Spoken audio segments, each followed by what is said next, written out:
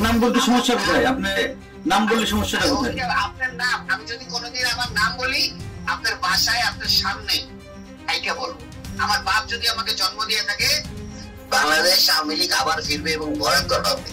এই জামাতের যত বংশ বীজ আছে না, যত বীজ আছে না, আমরা তো ইন্ডিয়া ভাইয়া আসতে পারছি। এই জামাতের যারা বীজ আছে এটা তো পাকিস্তানও যেতে পারবে না। পাকিস্তান যেতে হলে তো ইন্ডিয়া পাস করে দিতে হবে। হ্যাঁ, ইয়ারেও যেতে পারবে না, কোনো দিক দিয়ে যেতে পারবে না। কোথায় যাবে? হ্যাঁ, আমরা তো সবাই বেঁচে আছি।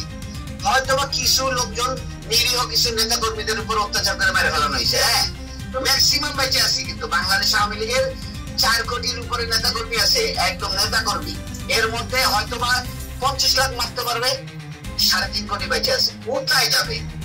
বাসা থেকে না, মাটির 50 হাত নিচে থাকেও জামাতের চেয়ে ডেঞ্জারাস ভাবে ওদেরকে মৃত্যু দিব। ওরা কি মারছে? ওরা হচ্ছে ভয়ঙ্কর ভাবে মারবো। এটা প্রশাসনের লোক হোক, আর্মির লোক হোক, আর ওই রাজনৈতিক নেতা কর্মী হোক, কাউরে মাফ করবো না। মনে রেখেন আপনি। ও সাহেব, আপনাকে আমি বললাম, আপনার উত্তরা থানার যে কটা সাব ইন্সপেক্টর আমাদের আওয়ামী লীগের নেতা কর্মীদের অত্যাচার করতেছে, ওদের পরিবার সুদ্ধা কানবে, বসে বসে রাস্তায় বসে বসে কানবে। আপনি আমাকে সুনির্দিষ্ট ভাবে দেখান যে কারোর উপরে কোনো নির্যাতন আমার লোকজন করছে কিনা, আমি তাদের বিরুদ্ধে অবস্থায় ছিলাম।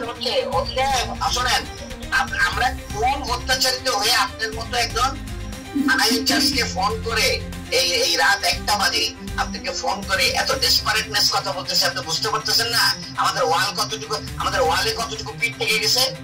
হ্যাঁ, আমরা কিন্তু মার্ডার মামলার আসামি, 47টা মার্ডার মামলার আসামি। জানিও না কয়টা মার্ডার করছি। হ্যাঁ, আমি কিন্তু জানিও না যে আমি কয়টা মার্ডার মামলা করছি। কিন্তু আপনারা আমাদের নামে একটি মামলা, আপনার একটি মামলা কিন্তু পুলিশ বাদী মামলা না। ওসি সাহেব, পুলিশি মামলাগুলো নিষেধ বিনা তদন্তে।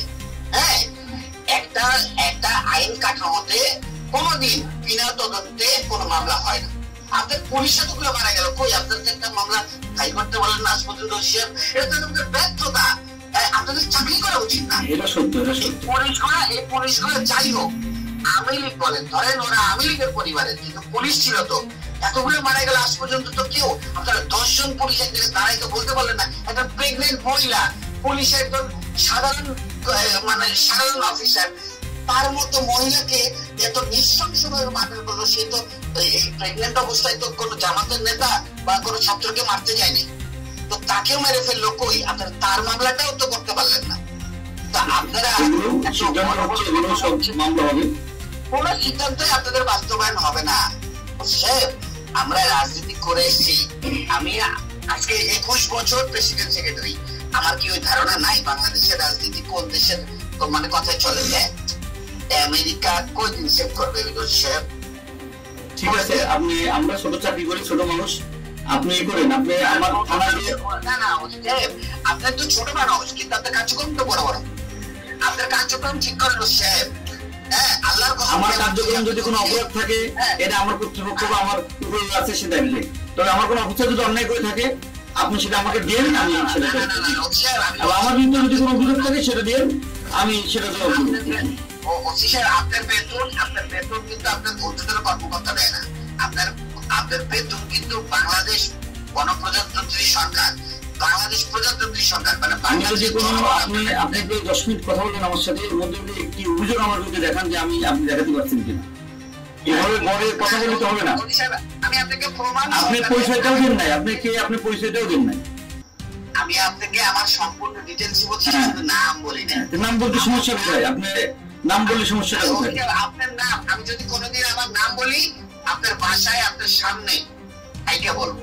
আমার বাপ যদি আমাকে জন্ম দিয়ে থাকে, আগামী 2 মাসের মধ্যে যদি আপনার কার্যক্রম এরকম থাকে, আপনার বাসায় আপনার সামনে যদি না বলতে পারি, আমার বাবা আমাদের জন্ম দেয় নাই। ঠিক আছে, আমি অপেক্ষায় থাকলাম, আপনি আসেন।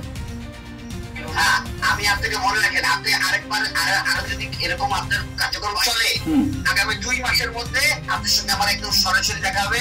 এবং আমার নাম আপনি যদি সরাসরি আপনার মনে না থাকে, আমার বাবা আমাদের জন্ম দেয়নি। ঠিক আছে, আপনি আসেন। 2 মাস আর্মির হেল্প নিয়েন আপনি। হচ্ছে যদি আপনি এরকম কার্যক্রম থাকে, আপনি বাংলাদেশ আর্মির হেল্প নিন। ঠিক আছে, অপেক্ষা করলাম। থ্যাংক ইউ সাহেব।